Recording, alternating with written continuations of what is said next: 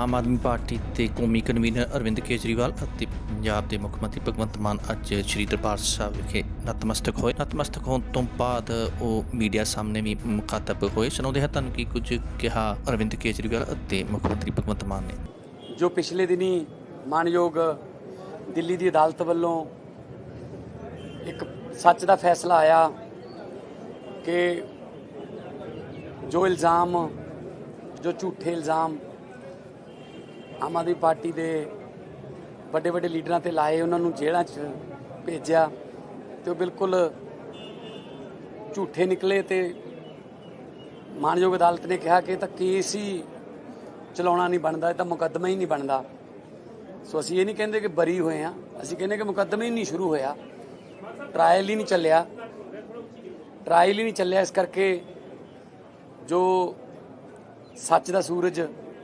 ਸੱਚ ਦੇ ਸੂਰਜ ਦੀ ਜੋ ਕਿਰਨ ਆਮ ਆਦਮੀ ਪਾਰਟੀ ਲਈ ਆਈ, ਉਹਦੇ ਸ਼ੁਕਰਾਨੇ ਵਜੋਂ ਅੱਜ ਮੱਥਾ ਟੇਕਿਆ, ਅਰਦਾਸ ਕੀਤੀ ਹੈ ਪੰਜਾਬ ਦੀ ਚੜ੍ਹਦੀ ਕਲਾ ਦੀ, ਸਰਬੱਤ ਦੇ ਭਲੇ ਦੀ ਅਰਦਾਸ ਕੀਤੀ ਹੈ ਕਿ ਸਾਨੂੰ ਸਮੱਤ ਬਖਸ਼ੇ ਪ੍ਰਮਾਤਮਾ, ਬਲ ਬਖਸ਼ੇ।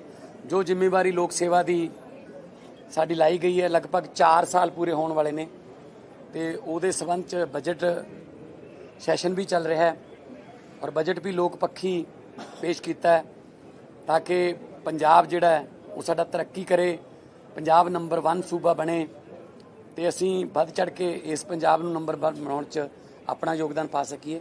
ਸੋ ਅੱਜ ਸਿਰਫ ਆਪਣੇ ਪਰਿਵਾਰਾਂ ਸਮੇਤ ਅਸੀਂ ਨਤਮਸਤਕ ਹੋਣ ਆਏ ਹਾਂ, ਪਰਮਾਤਮਾ ਦਾ ਸ਼ੁਕਰਾਨਾ ਕਰਨ ਆਏ ਹਾਂ ਕਿ ਇਸੇ ਤਰ੍ਹਾਂ ਸਾਨੂੰ ਬਲ ਬਖਸ਼ੀ, ਸੱਚ ਦੇ ਰਾਹ ਤੇ ਚੱਲਣ ਦਾ, ਇਮਾਨਦਾਰੀ ਦੇ ਰਾਹ ਤੇ ਚੱਲਣ ਦਾ ਸਾਨੂੰ ਬਲ ਬਖਸ਼ੀ ਤਾਂ ਕਿ ਅਸੀਂ ਦੇਸ਼ ਕੌਮ ਦੀ ਸੇਵਾ ਕਰ ਸਕੀਏ। ਔਰ ਜਿਸ ਵੇਲੇ ਅਸੀਂ ਦਰਬਾਰ ਸਾਹਿਬ ਦੇ ਗਲਿਆਰੇ ਦੇ ਵਿੱਚ ਐਂਟਰ ਹੋਏ ਤਾਂ ਜੋ ਸ਼ਬਦ ਚੱਲ ਰਿਹਾ ਸੀ, ਜਾ ਤੂੰ ਮੇਰੇ ਵੱਲ ਹੈ ਤੋ ਕਿਆ ਮੋਸ਼ੰਦਾ, ਜੇ ਪ੍ਰਮਾਤਮਾ ਜੀ ਦੇ ਵੱਲ ਹੋ ਜੇ ਤਾਂ ਉਹਨਾਂ ਨੂੰ ਕੋਈ ਡਰ ਨਹੀਂ ਰਹਿੰਦਾ, ਭੈ ਨਹੀਂ ਰਹਿੰਦਾ। ਸੋ ਅਸੀਂ ਹਮੇਸ਼ਾ ਉਸ ਵਾਹਿਗੁਰੂ ਦੇ ਚਰਨਾਂ ਦੇ ਵਿੱਚ ਮੱਥਾ ਟੇਕਣ ਵਾਲੇ, ਝੁਕਣ ਵਾਲੇ ਬੰਦੇ ਹਾਂ ਤੇ ਪ੍ਰਮਾਤਮਾ ਸਾਨੂੰ ਸਮੱਤ ਬਖਸ਼ੇ, ਬਲ ਬਖਸ਼ੇ कि ਅਸੀਂ देश कौम की सेवा कर सकिए। एक मिनट, आज हम लोग दरबार साहब में वाहेगुरु जी का शुक्रिया अदा करने के लिए आए हैं, नतमस्तक होने के लिए आए हैं। जो पिछले दिनों दिल्ली की अदालत से बहुत बड़ा फैसला आया हमारे ऊपर, आम आदमी पार्टी के ऊपर, आम आदमी पार्टी के सभी बड़े बड़े नेताओं के ऊपर जो झूठे आरोप लगाए गए थे, जो हमारे ऊपर कीचड़ फेंका गया था, हमारे 5 सबसे बड़े नेताओं को उठा के जेल में डाल दिया गया था झूठे आरोपों पे षड्यंत्र करके। एक सिटिंग चीफ मिनिस्टर को उस रात के अंधेरे में उसके घर से घसीटकर जेल में डाल दिया गया था। वो सारे आरोप खारिज कर दिए गए और अदालत ने कहा कि इतना भी सबूत नहीं है कि मुकदमा भी चल सके, तो आरोप मुक्त कर दिया अदालत ने। और ये वाहेगुरु जी की कृपा के बिना नहीं हो सकता था, उनके आशीर्वाद के बिना नहीं हो सकता था।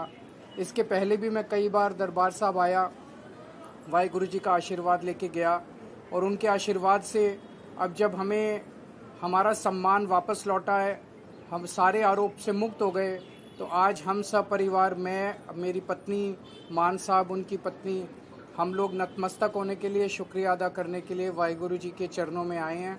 वाहेगुरु जी हमें रास्ता दिखाते रहें, ऐसे ही आगे भी अपना आशीर्वाद बनाए रखें। हम लोगों को बहुत बड़ी जिम्मेदारी दी है वाहेगुरु जी ने जनता की सेवा करने की, ऐसे ही हम लोग जनता की सेवा करते रहें। 4 साल से पंजाब में सरकार चल रही है, बहुत अच्छी सरकार चल रही है। लोगों के स्कूलों के लिए, अस्पतालों के लिए, अब महिलाओं के लिए जो काम किए गए हैं, लोगों के स्वास्थ्य के लिए जो काम किए गए हैं, लोगों का आशीर्वाद मिलता है तभी हम जैसे मामूली लोग भी कुछ कर पाते हैं। ये तो हम जैसे मामूली लोगों की तो कोई औकात ही नहीं है। इतने बड़े बड़े लोगों के सामने हम लोग टिके इसलिए हुए हैं क्योंकि वाहेगुरु जी का आशीर्वाद हमारे साथ है और हम सच के रास्ते पे चल रहे हैं। 4 साल पूरे हो गए हैं, 1 साल भी इस टर्म का बाकी है, तो क्या करना है क्योंकि वादे सभी पूरे हो चुके हैं जो जनता के साथ हो रहे थे। जैसे मान साहब हमेशा, 1 साल के लिए देने के अभी बहुत कुछ है। जैसे मान साहब हमेशा कहते हैं कि जो वादे किए थे, अगर हम 4 वादे करके 7 काम कर दें, 8 काम कर दें तो हमारा बड़प्पन है। 8 वादे करके 4 काम करें तो बड़प्पन नहीं है। तो हमने जितने वादे किए वो सारे पूरे हो गए। लेकिन अभी आप देखेंगे अगले 1 साल के अंदर और बहुत बड़ी प्लानिंग की हुई है मान साहब ने, उनकी पूरी टीम ने। और अभी कई सारे ऐसी चीज़ें आप देखेंगे। अब पंजाब को अपने को नेक्स्ट लेवल पे लेके जाना है, इंफ्रास्ट्रक्चर के लेवल पे, रोज़गार बच्चों को देना है, इंडस्ट्री का कल इन्वेस्ट पंजाब शुरू हो रहा है। बहुत इंडस्ट्री अब आने लगी है। पूरे देश के बड़े बड़े उद्योगपतियों का इंटरेस्ट पंजाब में जागने लगा है कि पंजाब में जाके इन्वेस्ट करो। तो पंजाब को बिल्कुल अलग लेवल पे लेके जाएंगे आप सब लोगों के साथ मिलके, पंजाब के 3 करोड़ लोगों के साथ मिलके। किसानों के खुदकुशी ना करें किसान, ऐसा कुछ है किसानों के लिए? पहले इसमें बहुत कमी आई है, जो लेटेस्ट रिपोर्ट हमारे पास आई है, खुदकुशियों में बहुत बड़ी कमी आई है, क्योंकि खेतों में पानी जा रहा है। सिंचाई का पानी पहले जो 21% था 16 मार्च 2022 को, आज 16 मार्च लगभग 2026 में हैं हम, 4 दिन की कमी है। तो हम 75 से 80% के पास पहुंच चुके हैं। बिजली बोर्ड ने अब खुद ऐलान कर दिया है कि हम टैरिफ सस्ता कर सकते हैं, हमारी बिजली की खपत जो है वो कम हो गई है और दिन में बिजली मिल रही है, किसानों को एमएसपी मिल रही है। जो कल हमने विधानसभा में वो प्रस्ताव भी लाए थे, जो इंडो यूएस ट्रीटी हो रही है उसमें खेती को एग्जम्प्ट करने के लिए, ताकि खेती को एग्जम्प्ट कर दें तो हमारी जो खेती है उसमें मालिक हमारा किसान है।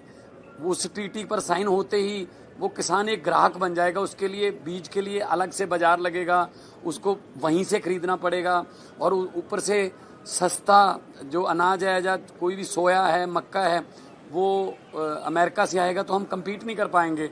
उनके खेत की औसत साइज 500 एकड़ है, हमारा 2.5 एकड़ है, हम कैसे कम्पीट कर पाएंगे? ऐसे किसान विरोधी फैसले नहीं लेने चाहिए प्रधानमंत्री जी को।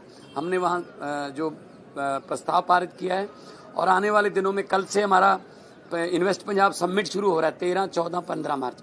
पूरे देश से नहीं, पूरे विदेशों से भी, जापान से, कोरिया से, यूके से, फ्रांस से, स्विट्जरलैंड से बहुत से इन्वेस्टर आ रहे हैं जो पहली बार पंजाब में इंटरेस्ट दिखा रहे हैं कि हम यहाँ पे अपनी फैक्ट्री लगाएंगे, अपना जॉइंट वेंचर करके भारतीय कंपनियों के साथ बड़े बड़े प्लांट आ रहे हैं। 20 मार्च को टाटा स्टील का उद्घाटन है, मतलब उनका प्रोडक्शन शुरू हो जाएगा 20 मार्च को।